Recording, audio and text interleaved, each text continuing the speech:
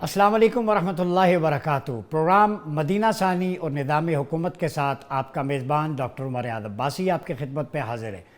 ناظرین، آج ہم بات کریں گے پاکستان کو درپیش مشکلات اور افواج پاکستان کا ہمہ جہت کردار۔ اقبال نے کہا تھا، جنہیں نانے جویں بخشا ہے تو نے، انہیں بازوئے حیدر بھی عطا کر۔ جی، بازوئے حیدر کی بات ہوتی ہے تو نشان حیدر پہ بات آتی ہے، جو افواج پاکستان کے سپاہی، جوان، افسران جذبہ جھونک شہادت سے دشمن کا مقابلہ کرتے ہوئے اپنی جان رائے حق کے سپرد کرتے ہیں۔ انہیں سب سے بڑا نشان حیدر سیدنا علی کرم اللہ وجہ الکریم کی شجاعت کی نسبت سے عطا کیا جاتا ہے۔ جی، آج پاکستان مختلف چیلنجز کا شکار ہے، چاہے وہ اندرونی چیلنجز ہوں یا بیرونی ہوں، انٹرنل تھریٹس ہوں یا ایکسٹرنل، فالٹ لائنز ہوں یا پولرائزیشن، نیچرل ڈیزاسٹر ہو یا انٹرنیشنل پولرائزیشن، یا پھر ففتھ جنریشن وارفیئر کا فینومینا۔ ہر محاذ پر فکری، ذہنی، اقتصادی، معاشری اور عسکری فرنٹ پہ آپ کو افواج پاکستان اس ملک اور قوم کے شانہ بشانہ نظر آتی ہے۔ گرین انیشیٹو وین ہو یا یوتھ کونسلنگ ہو، یوتھ امپاورمنٹ ہو یا ورک شاپس ہوں، قومی دھارے میں لانے کی بات ہو، قوم کے ساتھ کھڑے ہونے کی بات ہو، یا بیرون ممالک سے انویسٹمنٹ لانے کی بات ہو، یا دشمن کے خلاف محاذ پر لڑنے کی بات ہو، ہر فرنٹ پر یہ شانہ بشانہ قدم بقدم قوم کے ساتھ کھڑے ہوتے ہیں۔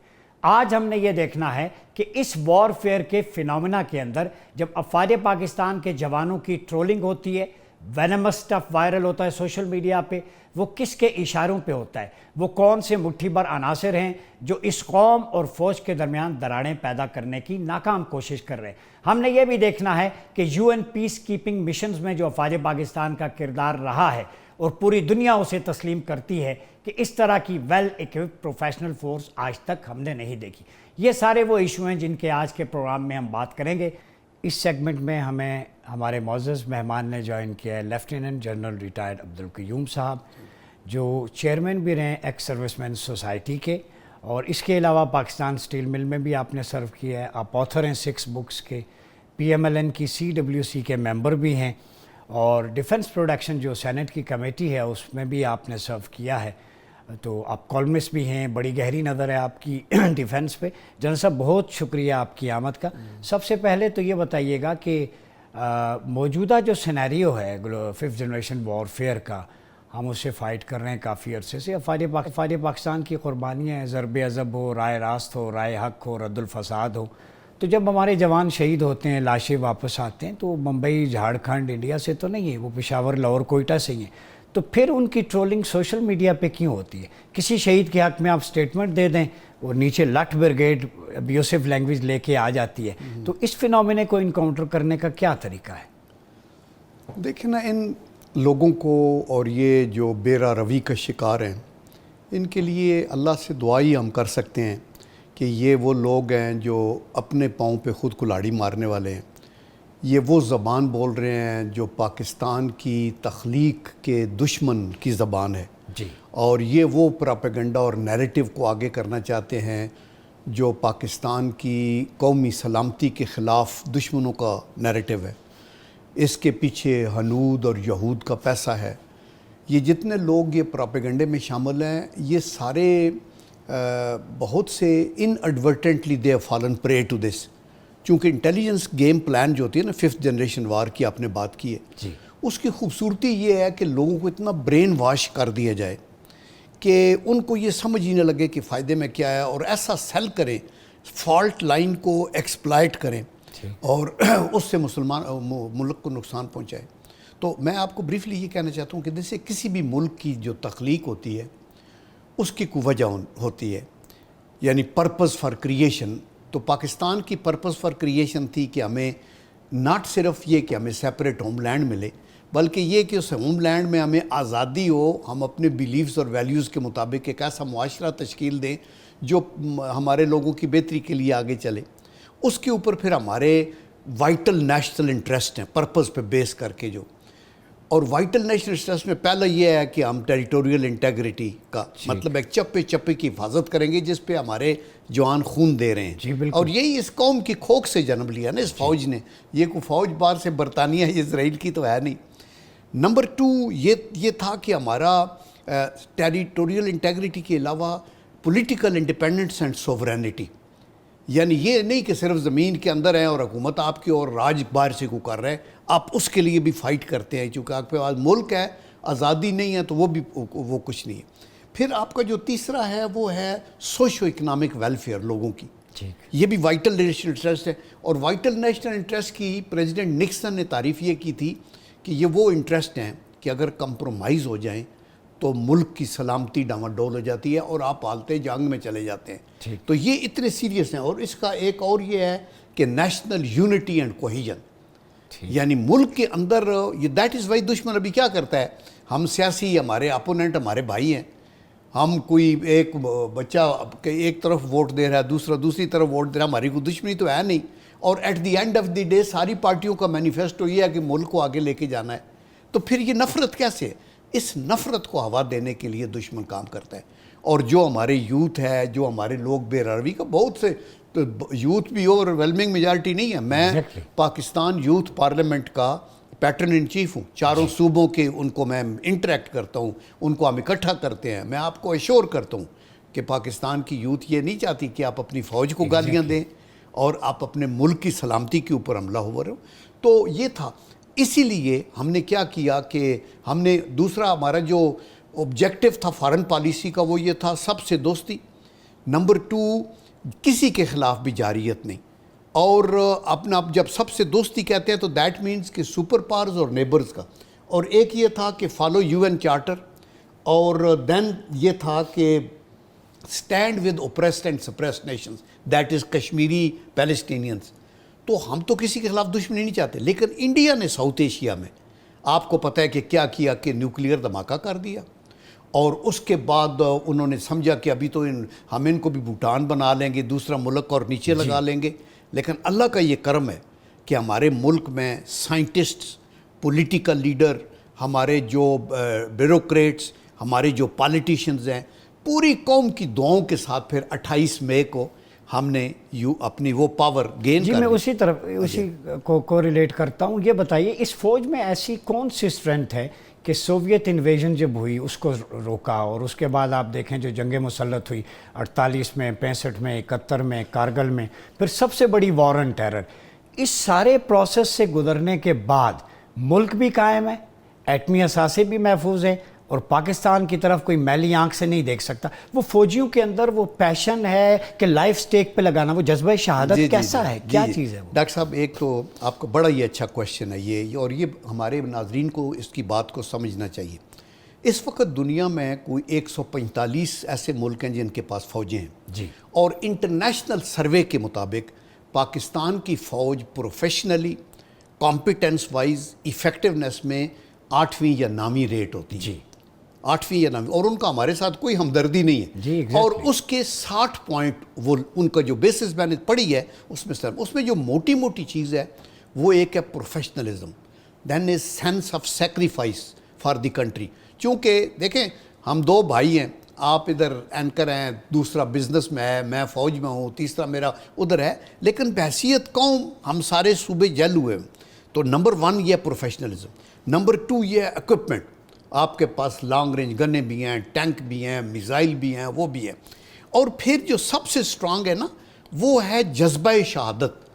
میں وار ویٹرن ہوں، میں نے جنگ لڑی ہے، میں آئی وٹنس ہوں، خدا کی قسم میں کر کے کہتا ہوں، ہمارے جو سولجرز ہیں ان کو بالکل یہ ڈر نہیں ہوتا کہ ہمارے بچے یتیم ہو جائیں گے، ہمارے پیرنٹس جو ہیں وہ کدھر جائیں گے، وہ ہماری بہنوں کے سہاگوں کو بچاتے ہیں اور اپنی آپ بیگموں کو بیوہ کر لیتے ہیں۔ کہ ایسا تو نہیں ہے کہ میٹافزیکل ریالٹی دیکھ رہے ہوں کہ اللہ سے ملاقات کرنی ہے، جنت ملے؟ دیکھیں وہ دیکھیں نا، پروفیشنلزم میں آپ اپنے آپ ایک کو فیتھ جو ہمارا ہے، فیتھ ہے، اور فیتھ یہی ہے کہ اپنے آپ کو بچاؤ بھی اور اپنے مقاصد کے حصول کے لیے لڑو، اور بزدلی مت دکھاؤ کسی لحاظ سے بھی، اور خدا کا یہ کرم ہے۔ آپ یہ دیکھیں کہ یہ پیچھے کئی جگہوں میں کارگل کی مثلاً لڑائی میں ہمارا وہ کرنل کیپٹن شیر خان شہید، وہ کارگل کی پہاڑی کے اوپر تھا، لڑتے لڑتے لڑتے لڑتے دشمن کا مطلب ہے انہوں نے حیران ہو گئے، اور ان کے بریگیڈیئر نے آ کے اس کی ڈیڈ باڈی اٹھائی اور پھر سائٹیشن لکھی کہ سلوٹ کرتے ہیں ہم اس کیٹیگری کی فوج کو جو ہوا. اور انڈین ایون آرمی کمانڈر نے جب یہ ایسٹ پاکستان کا ڈیبیکل ہوا تو اس کے بعد کسی نے پوچھا کہ ان کی پروفیشنلزم کیسے ہے, انہوں نے کہا 1000 میل دور تھے. یہ انڈینز کے انٹرویو بھی آئے ہیں ہاں کہ ہمارا اتنی بریوری تھی. اچھا یہ بتائیں, آپ فوج میں اتنی آپ کی سروس رہی ہے, آپ نے معاملات ڈیپلی دیکھیں. ابھی ریسنٹلی ایک جہاز کریش ہوا ہے, ایرانین پریزیڈنٹ جس میں شہید ہوئے ہیں, پاکستان کے پرائم منسٹر بھی گئے ہیں ان کی آخری سیریمونیل سروسز میں, وزیر خارجہ بھی ان کے. تو اس میں پڑھ رہا تھا کہ ہمیشہ جو مسلم لیڈرز ہی ٹارگٹ کیے ہوتے. جنرل ضیاء الحق کا طیارہ آج تک اس کا نہیں پتہ چلا کہ کون کانسپیریسی میں تھا.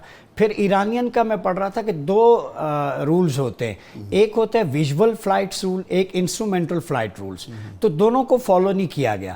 تو اس کے جو باقی 2 ہیلی کاپٹرز تھے تو وہ اپنی منزل پہ پہنچ گئے. کیا یہ لیزر سے اٹیک ہوا ہے؟ بہت ساری کانسپیریسی تھیوریز چل رہی ہیں چونکہ وہ دبنگ لیڈر تھے, اسرائیل کے خلاف ان کا بڑا آپ نے دیکھا ریسنٹ ایکشن.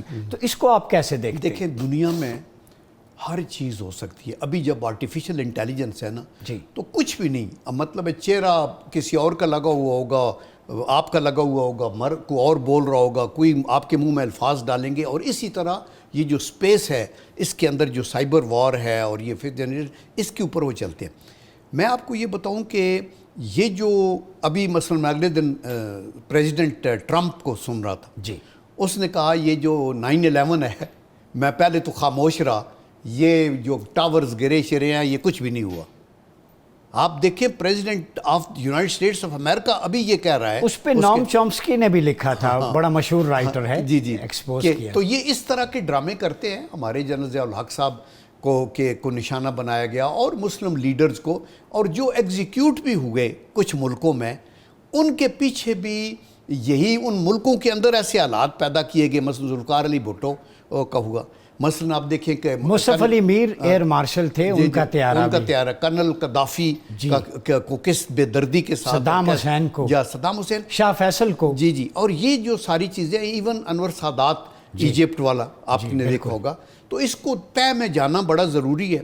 اور یہ دنیا آج کل ہم کہتے تو ہیں سویلائز دنیا اور 21ویں صدی ہے, بٹ آنلیسلی میں سمجھتا ہوں کہ ادھر یہ قانون ہے جس کی لاٹھی اس کی بھینس. انصاف نام کی بینر, مجھے لنڈن میں انہوں نے بلایا ٹو ٹاک آن یونیورسل پیس, اور یہ یونیورسل پیس فیڈریشن UN کا ادارہ ہے.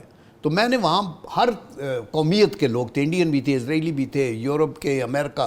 میں نے ان کو کہا international peace is not possible tell you give international justice, اور وہ جسٹس آپ نہیں دے سکتے لیگ آف نیشن کو ہٹا کے آپ نے UNO بنائی ہے.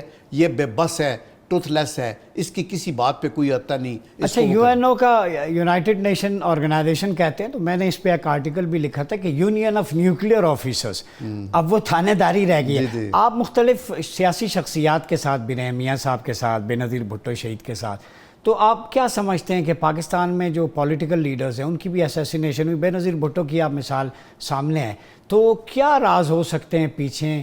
پولیٹیکل لیڈرشپ ہو, ملٹری ہو, صرف اسلامک کنٹریز کی کیوں ہے؟ یا دیکھیں اسلامک کنٹریز ایک نشانے پہ ہیں, اور خصوصاً they don't Hyde. I have heard many European American leader جنہوں نے کہا کہ ہماری پالیسی کا یہ حصہ ہے کہ پاکستان کو سٹیبلائز نہیں ہونے دینا. چونکہ ایک وقت میں تو میں نے ایک کو سنا, اس نے کہا کہ ان کو ذرا سٹیبلائز ہوتی یہ راکٹ کی طرح ٹیک آف کر نو ایگزٹ فرام پاکستان, ڈینیل مارکی نے بھی لکھا. جی مختلف لوگوں نے. تو اس لیے, لیکن اس کا آگے ہمیں رسپانس کیا دینی چاہیے؟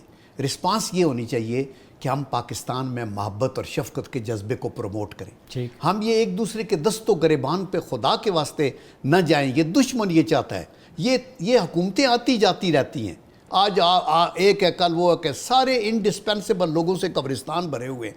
لیکن ہماری جو مسلمانوں کی وہ اقدار ہیں, اس میں نا حضرت ابو ہریرہ رضی اللہ تعالیٰ نے فرمایا کہ نبی کریم صلی اللہ علیہ وسلم نے کہا اللہ نے مجھے یہ حکم دیا ہے کہ آپ سے کوئی زیادتی کرے معاف کرو, آپ سے جو کٹے اس سے جڑو, آپ کو جو محروم کرے اس کو دو. سل من قطعک, بالکل, کتنی بڑی, جو کاٹے اس سے جوڑو, صلہ رحمی.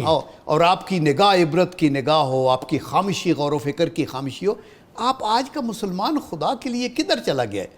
ہم ہر کوئی سمجھتا اور عجز اور انکساری آپ کو پے کرتی ہے، ایروگنس بالکل نہیں پے کرتی کہ آپ دوسرے کو حقارت کی نظر دیکھیں، ہاتھ نہیں ملانا، میں اس کو معاف وہ نہیں کرتا، ایمپیتھی نہیں رہی جو ہونی چاہیے تھی، سیلف سینٹرڈنس ہو گئی اور ہے۔ میں امید کرتا ہوں کہ انشاءاللہ اپنے یوتھ کو، اپنی قوم کو ہم آگے لے کے جائیں گے۔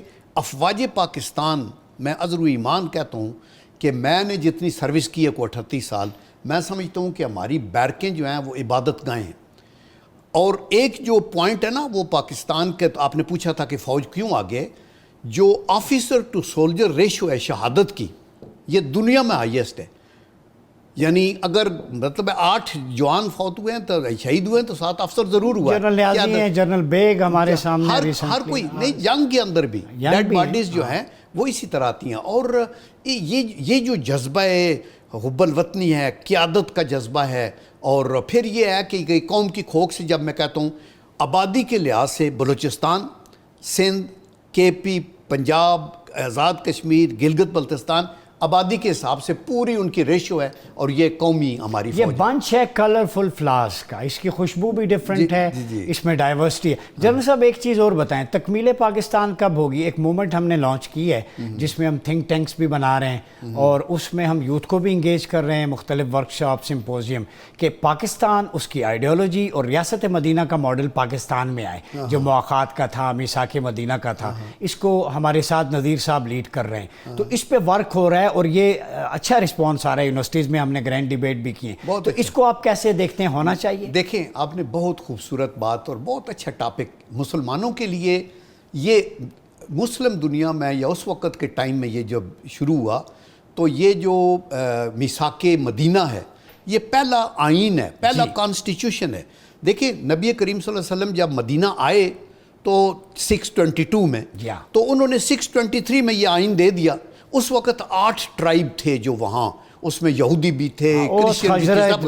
انہوں نے ایک وے آؤٹ دیا، اور انہوں نے کہا تینوں اکٹھے رہیں، اور 3 پوائنٹس انہوں نے بتائے، میں یہاں دیکھ رہا تھا۔ ایک یہ تھا کہ آل ول لیو ان پیس ایز ایکول پارٹنرز۔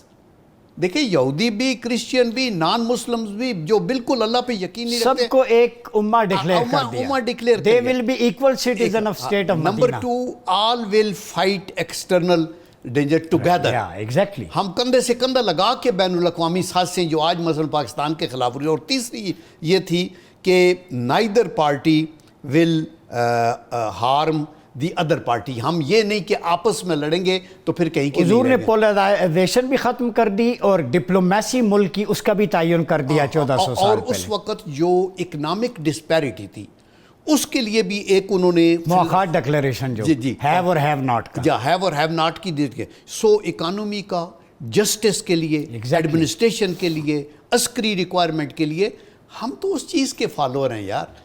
ہمیں تو دیکھیں ہمارے لیے تو یہ دنیا کوئی اہمیت نہیں رکھتی۔ ایگزیکٹلی، وہ علامہ اقبال نے کہا نا کہ وہی جہاں ہے تیرا جسے تو کرے پیدا، یہ سنگ و خش نہیں جو تیری نگاہ میں ہے۔ اور دوسرا یہ کہ کافر کی یہ پہچان کے آفاق میں گم ہے، اور مومن کی یہ پہچان کے گم اس میں آفاق۔ ہم تو مسلمان کو دیکھ کے تو دوسرے لوگوں کو حیران ہونا چاہیے کہ یار یہ تو بے لوث ہے، اس کو دنیاوی چیزیں ٹھیک ہے، بزنس بھی کرو، کام بھی کرو، بزنس کریٹ بھی کرو، جاب بھی کرو، لیکن اس کے اندر بک مت جاؤ۔ آپ کی آخرت کی سنوارنے کے لیے آپ کو آگے جانا ہوگا، چونکہ یہ دنیا بالکل ایک بلبلے کی طرح ہے۔ آخری نذیر اکبر آبادی نے اس پہ بڑا اچھا کہا کہ یہاں سے کچھ بھی نہیں لے کے جانا۔ تو انہوں نے کہا جو قبر کہن اس کی اکھڑی تو دیکھا، نہ عضو بدن تھا نہ تارے کفن تھا، اور نذیر ہم کو پہلے ہوس تھی کفن کی، جو سوچا تو ناحق کا دیوانہ پن۔ ناظرین گفتگو بڑی خوبصورت جاری ہے، اور اقبال نے کہا تھا کہ خیرہ نہ کر سکا مجھے جلوہ دانش فرنگ، سرما ہے میری آنکھ کا خاک مدینہ و نجف۔ ملتے ہیں ایک بریک کے بعد۔ ویلکم بیک ناظرین، پروگرام مدینہ ثانی اور نظام حکومت میں ایک دفعہ پھر آپ کا خیر مقدم ہے۔ بات ہو رہی ہے پاکستان کی سلامتی کو درپیش چیلنجز اور افواج پاکستان کا کردار۔ ہمیں جوائن کیا ہے محترم ایاز وزیر صاحب نے، جو سابق کونسلر جنرل رہے ہیں افغانستان میں، ماہر امور ہیں ڈپلومیسی کے بھی۔ ایاز وزیر صاحب، آپ کی آمد کا بہت شکریہ۔ آپ سے جاننا چاہوں گا، چونکہ آپ نے افغانستان میں بھی ایک وقت گزارا ہے، جو پاک افغان سرحد ہے اس پہ باڑ لگاتے ہوئے آپ کو پتہ ہے ہمارے جوانوں نے قربانیاں دی ہیں۔ اب افغانستان سے جو انسرجنسی ہوتی ہے، وہاں سے دہشت گردوں کے حملے ہوتے ہیں، ٹی ٹی پی حملے کرتی ہے، اور ہمیں ریٹیلیٹ کرنا پڑتا ہے، ہمارے فوجی جوانوں کی جو ہے شہادتیں بھی ہوئی ہیں، تو اس مسئلے کو کیسے حل کیا جا سکتا ہے مستقل بنیادوں پہ؟ دیکھو، اس کو ایک طرفہ دونوں ملک اس میں انوالو ہے. ہم نے اپنی طرف سے تو باڑ لگا دیا، لیکن دوسری طرف سے باڑ نہیں ہے، ان کے ریزرویشن ہے. تو دونوں حکومتوں کو مل بیٹھ کے اس مسئلے کا حل نکالنا چاہیے. میرا خیال ہے اس بارڈر کے اوپر طاقت کا استعمال خاصا ہوا ہے. ڈائریکٹ تو نہیں ہوا، لیکن انڈائریکٹ طاقت استعمال ہوئی ہے. جب بھی کوئی مسئلہ ہوتا ہے بارڈر بند ہو جاتے ہیں. جب بھی کوئی مسئلہ ہوتا ہے تو ہمارے جہاز ابھی ریسنٹلی کئی مرتبہ گئے cross the border into Afghanistan جی کہ ان دہشت گردوں کے ٹھکانوں کو مارے. لیکن اس سے اگر مسئلے حل ہوتے تو امریکہ 20-22 سال تک افغانستان میں لڑتا رہا، حل نہ کر سکا. ہم خود بھی دہشت گردی کے خلاف یہ 20-22 سالوں سے لڑ رہے ہیں طاقت کے ذریعے، لیکن اس سے ہم اس کو ختم نہیں کر سکتے. میں مانتا ہوں فوج کی یہ ایک ذمہ داری ہے کہ اپنے ملک کے دفاع کے لیے لڑیں گے، شہادتیں دیں گے، ہمیں ان کی قدر ہے. لیکن مسئلے کا حل سیاسی طور پہ سیاستدان ہی نکال سکتے ہیں. میرا خیال ہے اگر یہ بات چیت یا ڈائلاگ ایک دوسرے سے کرنے کے لیے سیاستدانوں کو استعمال کیا جائے تو اس کا کوئی حل نکل آ سکتا ہے. کیونکہ ہماری فوج اور ان کی فوج جب بات کرتی ہے تو ظاہر بات ہے دونوں اپنے اپنے انٹرسٹ کے مطابق ڈٹ جاتے ہیں کہ ہم اس سے آگے کمپرومائز نہیں کر. ہمیشہ سے ہوتا رہا، یہ کوئی نئی چیز نہیں ہے. ہم دیکھتے آ رہے ہیں کہ بڑی بڑی جنگیں جب ہوئی، ورلڈ وار 1-2 دیکھ لے یا باقی جو جنگیں ہوئی ہیں، جی ان میں سب کے پس پردہ بات چیت چلتی رہی ہے. تو میں سمجھتا ہوں اس دہشت گردی کا راستہ روکنے کے لیے یہی واحد اور صحیح طریقہ ہے. اچھا ایاز وزیر صاحب، یہ بتائیں، ہم نے تو پاکستان نے بارہا ان کو کہا ہے کہ سیف ہیونز ہیں ٹیررسٹ کے لیے افغانستان میں. نورستان میں، کنڑ میں آپ نے دیکھا وہاں سے آپریٹ ہوتے ہیں، ان کی کمین گاہیں ہیں، ٹریننگ کیمپس ہیں. چلیں آپ کہتے ہیں بات چیت سے حل ہو، لیکن کیسے حل کیا جا سکتا ہے بات چیت سے جب تک آپ ایک طرف جو ہے وہ لاشیں اٹھا رہے ہیں، آپ کے ملک میں انسرجنسی ہے؟ تو یہ تو انہیں کرنا پڑے گا کہ افغان طالبان کو، امارت اسلامی کو، انہوں نے خود بھی کہا تھا کہ افغان سرزمین دہشت گردی کے خلاف استعمال نہیں ہوگی کسی بھی ملک کے خلاف. تو پاکستان تو ہمسایہ ملک ہے ان کا، برادر اسلامی ملک ہے، ہمارے بہت سارے مشترکات ہیں. تو پھر اس کا پرمننٹ سولوشن کیا ہے؟ صرف ڈائیلاگ ہے یا کوئی اور پیرالل میتھڈولوجی بھی یوز کرنی پڑے گی؟ میڈیشن ہو سکتی ہے؟ طاقت تو استعمال ہوتی رہی ہے پچھلے 20 سالوں سے. اگر یاد ہو پورے فاٹا کو ہم نے تہ و بالا کر لیا ضرب عضب میں ان ہی دہشت گردوں کے پیچھے، اور پھر کہا گیا کہ ان کو یا مارا گیا یا بگا دیا. اب علاقہ بالکل صاف ہے، وہی علاقہ پھر آپ کے لیے عذاب بن گیا. تو طاقت سے یہ مسئلہ حل نہیں ہوتا. طاقت سے ریورس آرٹ میں اسے دہشت گردی مزید پھیلتی ہے. امریکہ نے کتنے ڈرون استعمال کر لی، ہم نے کتنی طاقت استعمال کر لی فاٹا میں، اس مسئلے کو حل کر لیا. تو میرے خیال میں طاقت اس کا حل نہیں ہے، کیونکہ ثبوت ہمارے سامنے ہے 20-24 سالوں کا. تو اگر اس سے حل نہیں ہوتا تو ٹھیک ہے، میں یہ نہیں کہتا کہ فوج اپنا دفاع نہ کرے، بالکل کرے. جو بھی ہمارے بارڈر کے اندر غلط مقصد کے لیے آتا ہے اس کا کلا کما کرنا ان کا کام ہے. لیکن اس مسئلے کا اگر ہم حل ڈھونڈتے ہیں تو حل کے لیے اس مسئلے کے تہ کو پہنچنا ہوگا. یہ اتنا آسان نہیں ہے کہ یہ لوگ اکثر آپ کے اپنے زیادہ تر پاکستانی ہیں جو TTP والے ہیں، آپ کے خلاف لڑ رہے ہیں. تو ان کی وجہ کو جان لے، آپ اس کے تہ میں چلے جائیں.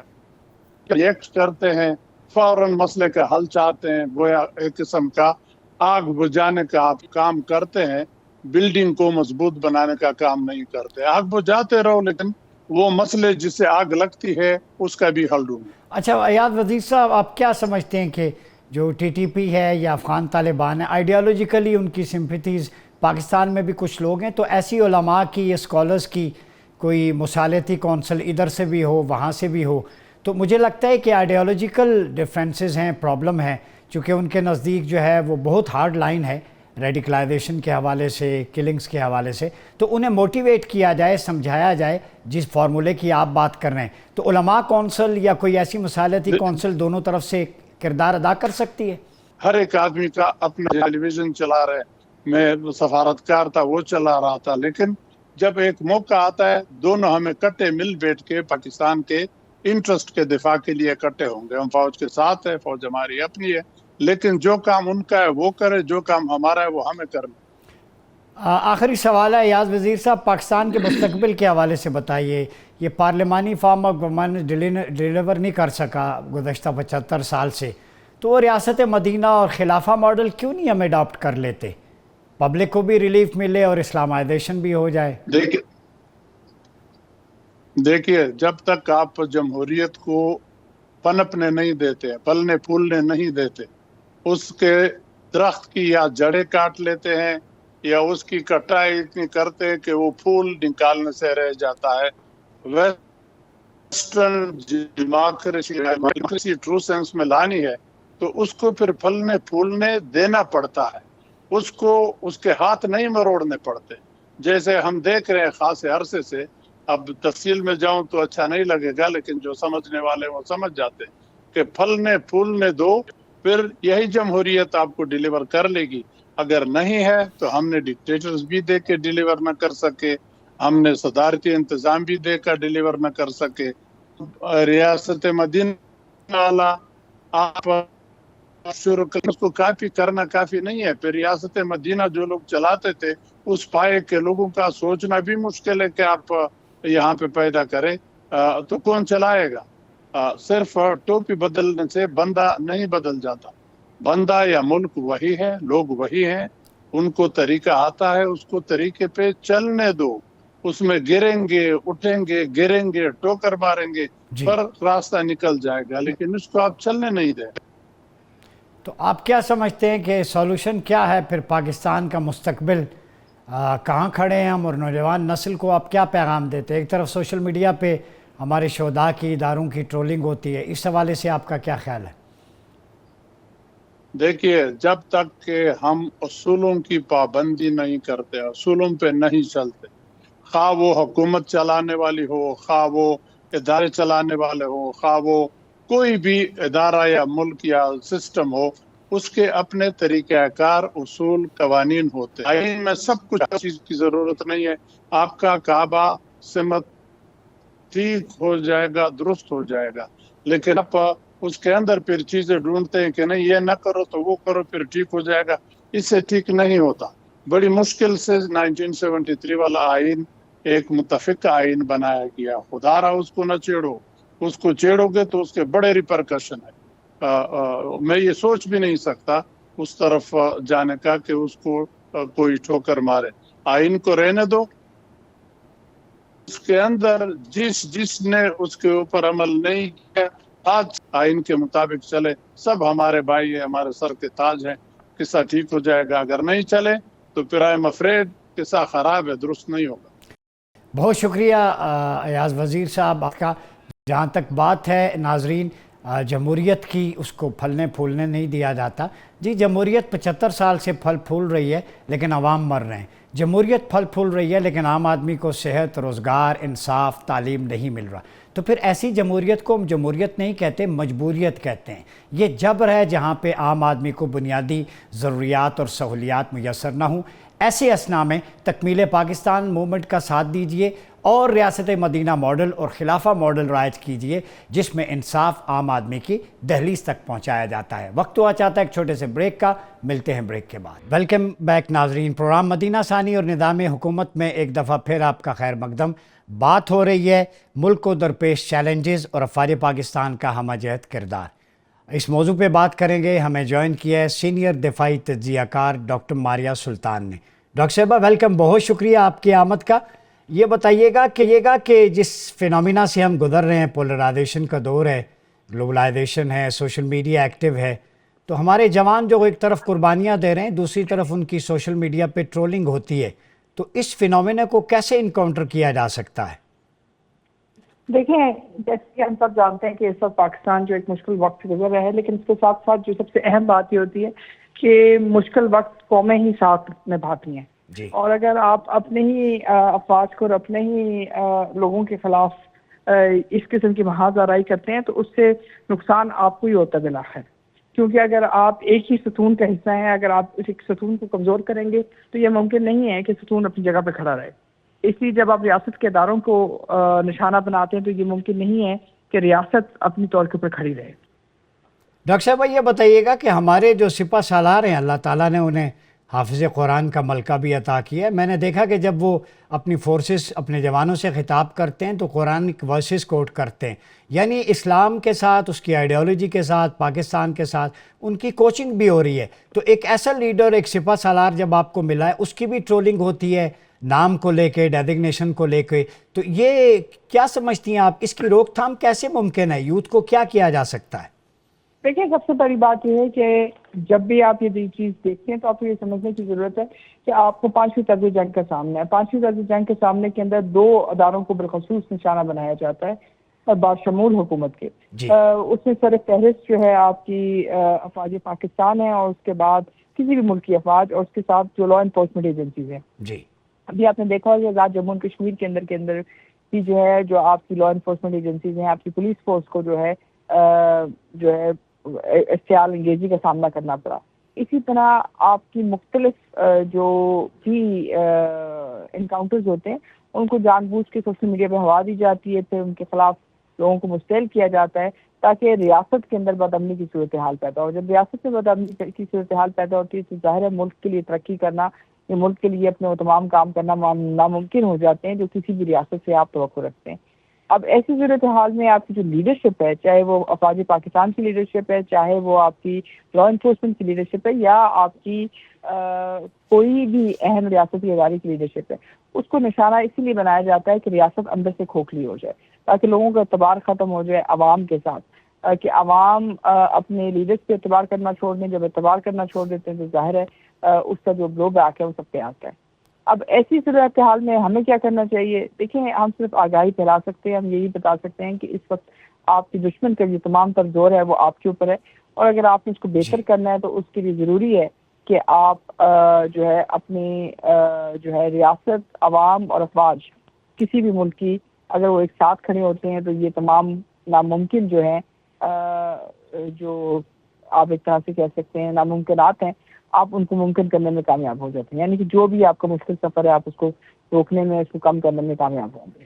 ڈاکٹر صاحب یہ بتائیں، 57 سال سے گزر گئے، 75 بلکہ، کہ ہم اسی پارلیمنٹری فارم آف گورننس پہ چل رہے ہیں جو ڈیلیور نہیں کر رہا. پاورٹی، لوگوں کو ہیلتھ فیسلٹیز نہیں، آرٹیکل 38 امپلیمنٹ نہیں ہو رہا.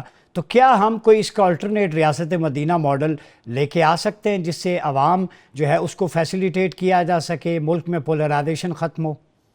دیکھیں، اس وقت ہمیں نظام کی تبدیلی سے زیادہ بہتر گورننس چاہیے، اور بہتر گورننس کے لیے شاید آپ بیسک ڈیموکریسی کی طرف جائیں گے. اس کا مطلب یہ ہے کہ جب تک آپ عوام کو رسائی ان کے نمائندگان کے ذریعے نہیں دیں گے، یہ ممکن نہیں ہے کہ آپ تمام چیزیں حاصل کر سکیں. اب اس کے لیے آپ کو کیا کرنا چاہیے؟ ظاہر ہے یہ کوئی آسان فیصلے نہیں اور نہ ہی کوئی آسان راستہ ہے، لیکن ایک چیز بڑی واضح ہے کہ اگر ہم یہ نہیں کرتے ہیں تو آپ کا جو درار ہے عوام کی اور ریاستی اداروں کی اور حکومت کی، اس میں اضافہ ہوگا. اب آپ نے جو کہا کہ کیا ہم تبدیل کر سکتے ہیں، اس کے لیے بھی آپ کو پارلیمنٹ جانا ہوگا، اور پارلیمنٹ جانے کے لیے ظاہر ہے آپ کو ایک سیاسی سوجھ بوجھ بھی چاہیے، اور آپ کو اپنی ذاتیات سے نکل کر قوم کے مفاد کے لیے آگے بڑھنا ہوگا. اگر تو ہم وہاں جا سکتے ہیں تو پھر یقینی طور کے اوپر یہ مشکل فیصلے بھی کر سکتے ہیں، لیکن اگر نہیں کر سکتے تو تب تک کے لیے ضروری ہے کہ جو آپ بیسک ڈیموکریسی کا ماڈل ہے اس کو فالو کریں، اور آپ کی جو نظام ہے مطلب اس کو جو ہے لوگوں تک پہنچانے تک ان کی رسائی کے لیے آسانی کریں. جی بہت شکریہ ڈاکٹر ماریہ سلطان. آج ہم نے بات کی پاکستان کو درپیش چیلنجز اور افواج پاکستان کا ہمہ جہت کردار. فوج کسی بھی ملک کے لیے ریڑھ کی ہڈی کی حیثیت رکھتی ہے، وہ آئیڈیالوجیکل فرنٹ ہو، ملٹری فرنٹ ہو، بارڈرز کی جنگ ہو، پلاننگ ہو، اسٹریٹجک ڈیپتھ ہو، ہر محاذ پہ وہ نہ صرف لڑتے ہیں بلکہ اپنا دماغ بھی لڑاتے ہیں. کچھ لوگوں کی خام خیالی ہے کہ افواج پاکستان کے سولجرز فیلڈ میں بندوق اٹھا کے دشمن کا صرف مقابلہ کرتے ہیں. نہیں، یہ سازشوں کے پیچھے جو اس کا انکاؤنٹر ہے وہ افواج پاکستان کا دماغ ہوتا ہے. آپ نیشنل ڈیفنس یونیورسٹی کے دیکھ لیں، وہاں پہ پیس اینڈ کانفلکٹ اسٹڈی ہو، وار کورسز، ورکشاپس کروائی جاتی ہیں، وہاں سے گریجویٹس نکلتے ہیں جو پاکستان کے خلاف بنے جانے والے سازشوں کے جال کا اپنی دماغی صلاحیتوں کے ذریعے مقابلہ کرتے ہیں. اس لیے کبھی کسی کی ڈگری کو ایویلویٹ کرنے سے پہلے سوچ لیا کریں کہ اس فوج کے اندر भी ग्रेजुएट और आला तालीम याफ्ता लोग हैं, वो हमारी आँख, कान और दिमाग होते हैं, वो विजनरी लोग होते हैं जिनके विजन की वजह से मुल्क को पेश आमदा चैलेंजेस की पेशगी आगाही हो जाती है और उनका इनकाउंटर किया जाता है। सोशल मीडिया पर जो मवाद वायरल होता है, जो पोस्ट वायरल होती हैं, उनसे ये अंदाज़ा लगाया जा सकता है कि मुट्ठी भर अनासिर पाकिस्तान के अवाम के दिलों से फ़ौज की मोहब्बत को कम नहीं कर सकते।